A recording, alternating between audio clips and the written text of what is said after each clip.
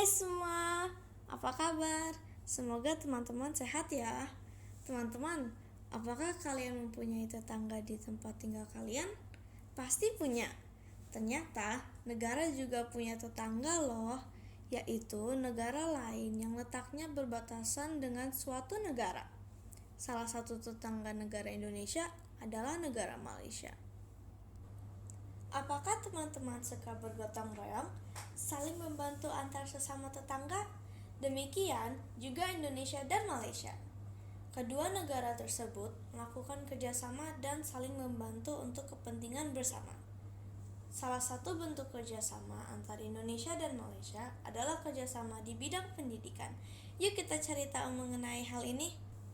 Meskipun bertetangga dan memiliki banyak kesamaan, tetapi ada perbedaan dalam bidang pendidikan antara Indonesia dan Malaysia.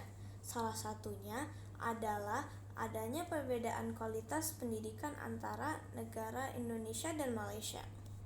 Berdasarkan Program for International Student Assessment atau PISA yang dibuat oleh The Organization for Economic Cooperation and Development atau OECD yang merupakan organisasi bagi kerjasama ekonomi dan pembangunan. Ini membuktikan kualitas pendidikan di dunia. Peringkat pendidikan Indonesia di bawah Malaysia. Mengapa ini terjadi ya? Pertama, tidak ada keseragaman kurikulum di Indonesia karena kegiatan pendidikan TK ke SMA diatur oleh pemerintah daerah. Kedua, terbatasnya jumlah guru terampil, terutama di daerah terpinggir dan terpencil. Ketiga, terbatasnya sarana dan prasarana. Tidak semua wilayah di Indonesia punya sarana dan prasarana yang baik karena luasnya negara Indonesia.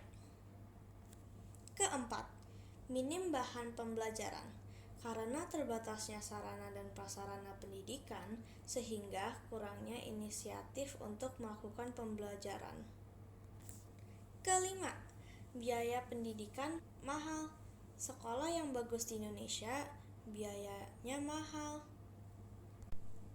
Keenam, mutu pendidikan rendah disebabkan tingkat keinginan belajar masyarakat Indonesia rendah karena masih banyak yang miskin. Dan terakhir, minoritas bagi kelompok difabel. Belum banyak sekolah untuk anak-anak difabel. Sementara, Malaysia adalah salah satu negara dengan sistem pendidikan terbaik di Asia Tenggara. Malaysia mempunyai pemerintah yang sangat mendukung sistem pendidikan di Malaysia, sehingga Malaysia dapat menerapkan pendidikan bermutu tinggi dengan biaya terjangkau. Agar ada perbaikan terhadap kualitas pendidikan di Indonesia, Indonesia perlu melakukan kerjasama dengan Malaysia dalam bidang pendidikan. Bentuk kerjasama apa ya yang sudah dilakukan antara Indonesia dengan Malaysia di bidang pendidikan? Yuk kita cari tahu. Inilah kerjasama di bidang pendidikan dan kebudayaan antara Indonesia dan Malaysia. Antara lain, 1. Para siswa Indonesia sudah tampil beberapa kali dalam ajang kebudayaan Malaysia. Kedua, pertukaran pelajar dengan mekanisme Youth Camp seperti Indonesia-Malaysia Youth Exchange Program atau pertukaran pemuda Indonesia-Malaysia. 3. Terdapatnya sekolah Indonesia di Malaysia. Saat ini, kerjasama antara Indonesia dan Malaysia yang sedang dalam proses perundingan adalah kerjasama pertukaran guru.